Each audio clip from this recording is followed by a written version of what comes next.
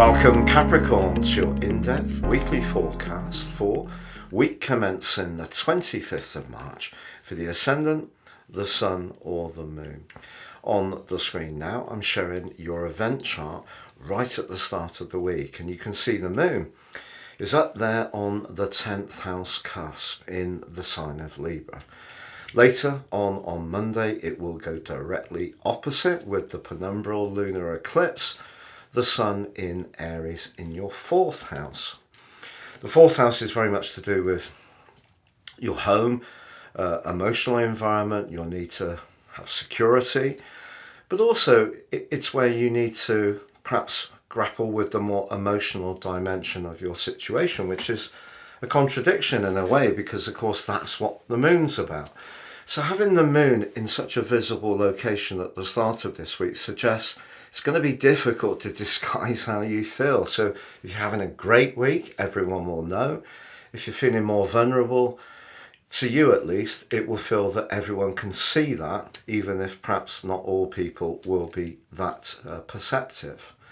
Now also up there near the Moon is the South Node. So that's the habitual energies. But if we see the big picture and go back to last October, we had a solar eclipse in Libra, which for you is very much about ambition, goals, setting your targets high. Characteristics that are very much broadly in keeping with the energy of your sign. How's it gone? Because when that solar eclipse occurred, it was conflicted by the disruptive energies of Uranus, the 5th house, very much to do with wanting to be creative, as well as needing to fit into the structures, not just that you like, but what other people expect of you, which is what the 10th house solar eclipse was about.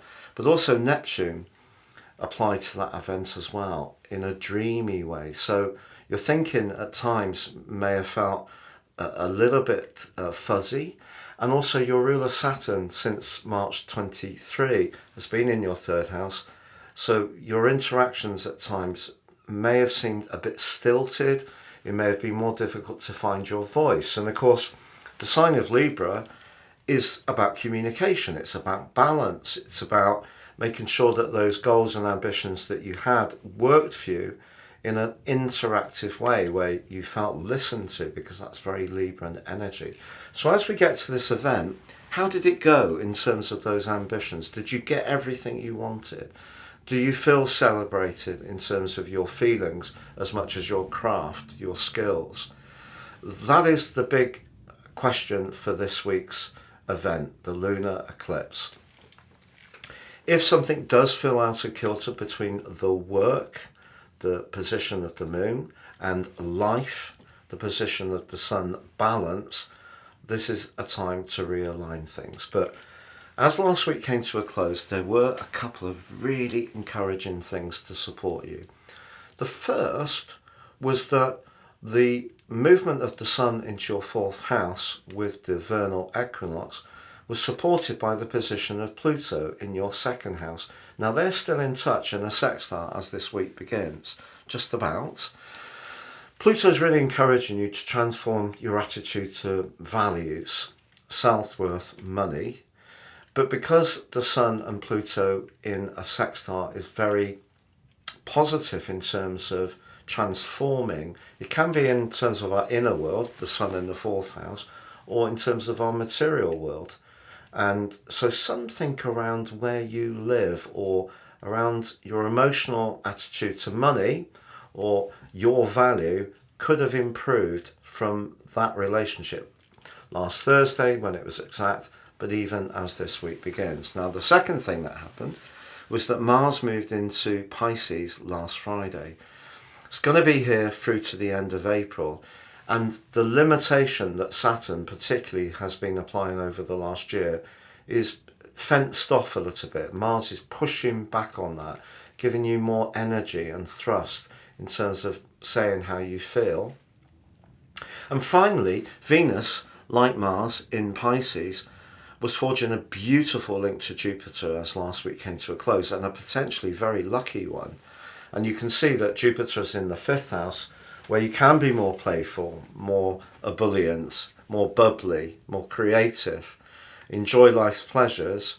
And because Venus is in the third house, there may have been a conversation towards the end of last week that gave you some uplift. If you didn't have it, it can still happen this week through to Wednesday. But even then, by Thursday, Venus applies to Uranus in your fifth house. Something unexpected.